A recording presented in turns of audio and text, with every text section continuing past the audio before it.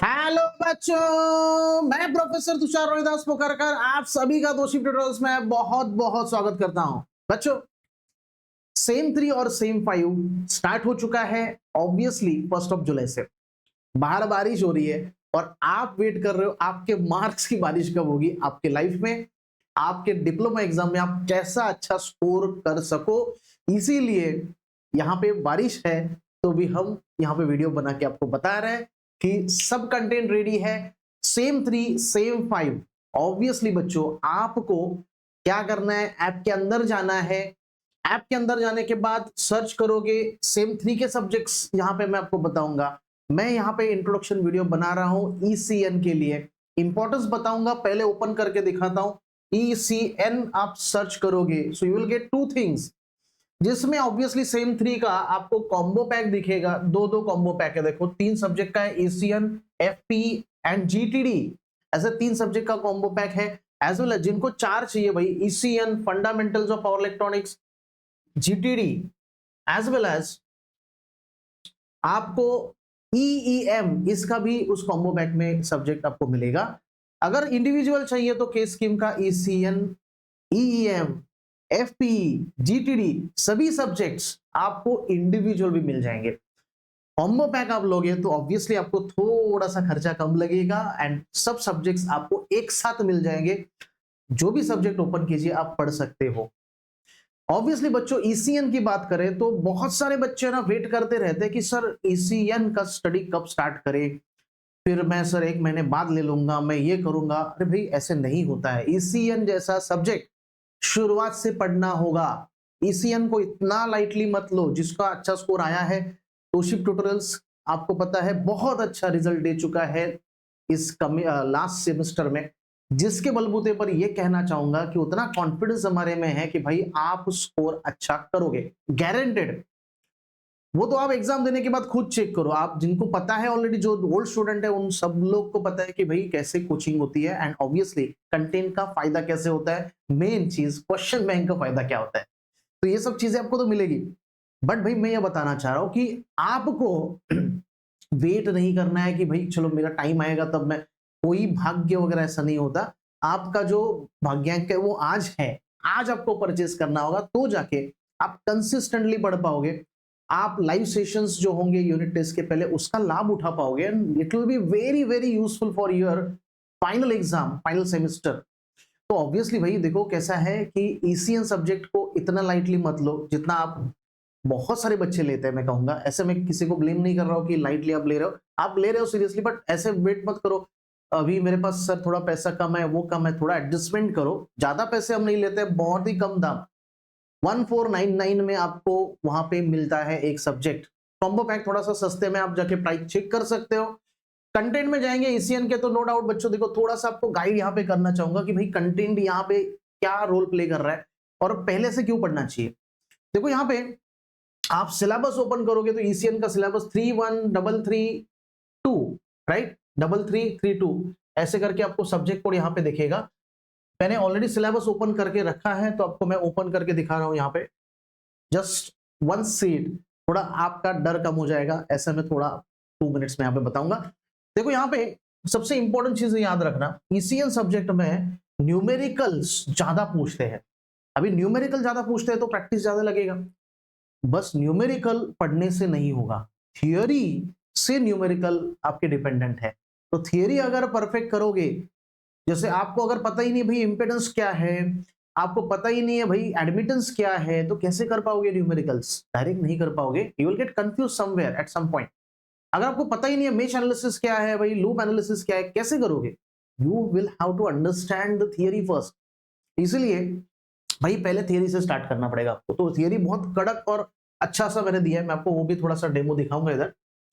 अभी देखो जैसे single phase AC series circuit है, ये आपका सीरीज सर्किट वाला जो चैप्टर है ना, उसमें न्यूमेरिकल्स और पैरेलल वाले सर्किट में न्यूमेरिकल जो है ना बहुत पूछे जाते हैं और इस 2 चैप्टर्स को आपको अच्छे से करना होगा, क्योंकि तभी जाके स्कोर अच्छा होता है। क्योंकि बाकी सब आप कर लोगे, ये जो थर्ड वाला है इसका मैंने अच्छे से आपको एक्सप्लेनेशन दिया है और शॉर्टकट्स वगैरह सब बताया है।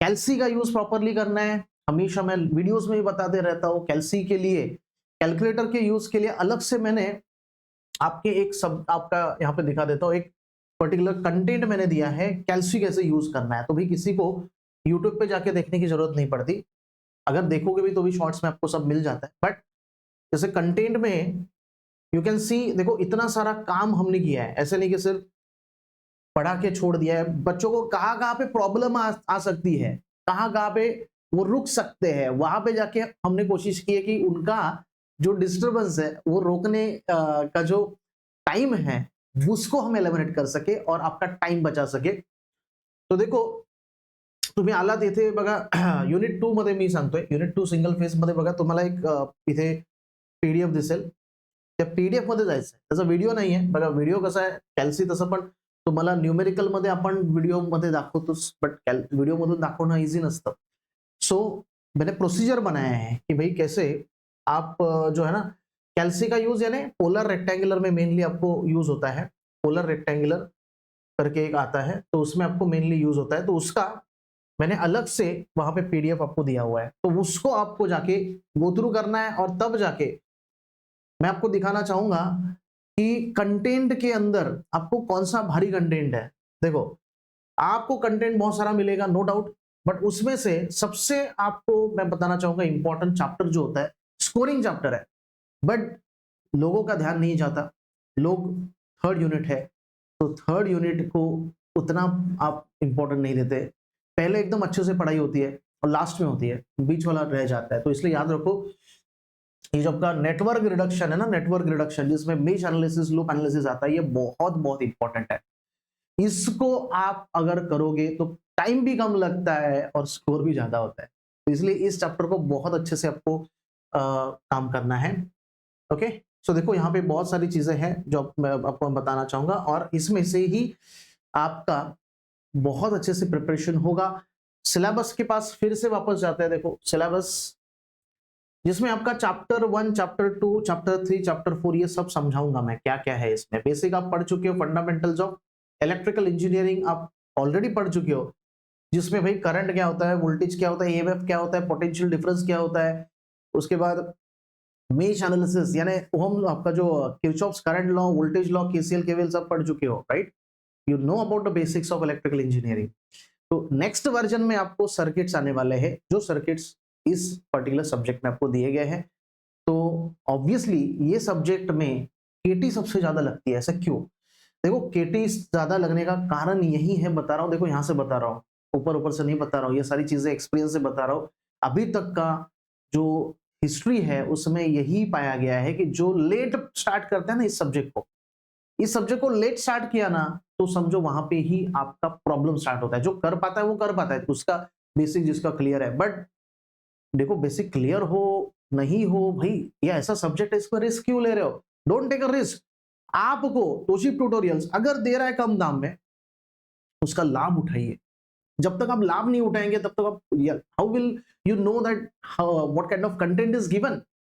और उसको जब पढ़ोगे नहीं तब तक समझेगा नहीं कि एग्जैक्टली उस सब्जेक्ट में क्या है। देखो कॉलेज का पार्ट उनका वो रोल प्ले कर रहे हैं, उनका सिलेबस वो कैसे खत्म करते हैं you already know. Very few teachers are there जो एकदम जेन्युइनली अच्छे से पढ़ाते हैं, बट यहाँ पे हर टीचर तो शिफ्ट में आपको जेन्युइनली ही पढ़ाएगा। उतना गारंटी जो ओल्ड स्टूडेंट्स है उससे आप ले सकते हो। ऑल मोर देन 5000 स्टूडेंट्स ने लाभ उठाया है मेरे सब्जेक्ट्स का इलेक्ट्रिकल इंजीनियरिंग के अभी तक 2 साल में। ऑब्वियसली बच्चों बहुत सारे स्टूडेंट्स वेट कर रहे होते हैं कि कैसे कब सब सर आएंगे और इंट्रोडक्शन वीडियो बनाएंगे और हमें गाइड करेंगे। तो भाई इसके लिए यहाँ पे मैं वेट कर रहा था। 1 जुलाई से स्टार्ट हो चुका है आपका कॉलेज, जो अर्ली ये सब्जेक्ट्स को परचेज कीजिए।